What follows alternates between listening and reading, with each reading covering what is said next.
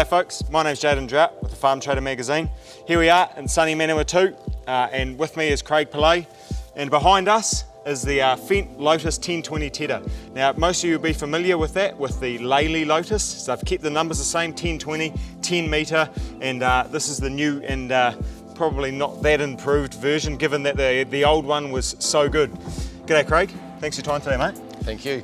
Hey, so you've got a couple of these, and as well as a 6 metre version. Just give us a bit of a, you've been contracting here for 30 years, so you've seen just about everything that a season and a ground condition can throw to a contractor. What's your verdict on them? Look, over the 30 years I have tried multiple different brands. Probably the last 15 to 20 years I've been running the Lely, now the Fendt. Just the ability to handle all types of crops is quite exceptional, whether it be very heavy grass, whether it be grass that we've been caught with a long spell of wet weather and then the grass has grown back through the crop. The hook tine... That's industry best practice, is it? Yes, the hook tine actually rips it out of the ground if need be, yet if you're doing a crop that is very light, such as a clover crop, you can lower your revs and perhaps speed your ground speed up a little bit, and it will lift the crop and tend to stook it so it's not actually thrashing the leaf off a crop, and just lets that air get into your crop. The manoeuvrability, the contour of the machine is quite exceptional. We can't fault the Teta really.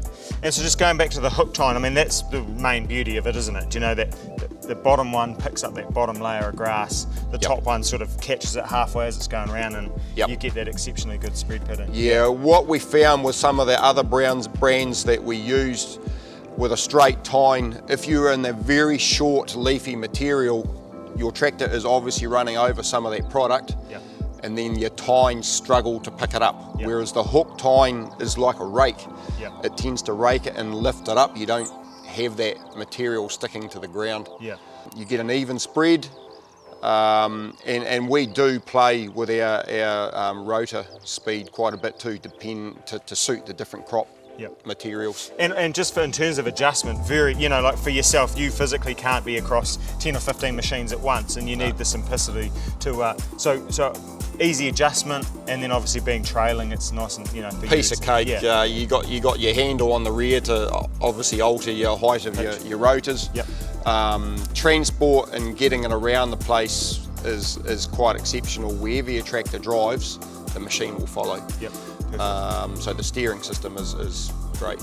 And obviously, like after a bit of a wet winter, you get that bit of a pugging, and there's no other machine in the fleet that takes more of a hiding than the Teta, is it? So it's just the ability to follow that ground, and obviously that crank tine, how it can pick up that grass without just smashing that rotor into the ground is a great feature, isn't it? Oh, too right. As I say, the tines are second to none, but I think on that rough ground, your transport wheels, where they're actually positioned to the Teta, are actually taking a lot of the weight of the Teta for those rougher conditions. So the little wheels aren't actually taking a caning like in some other brands.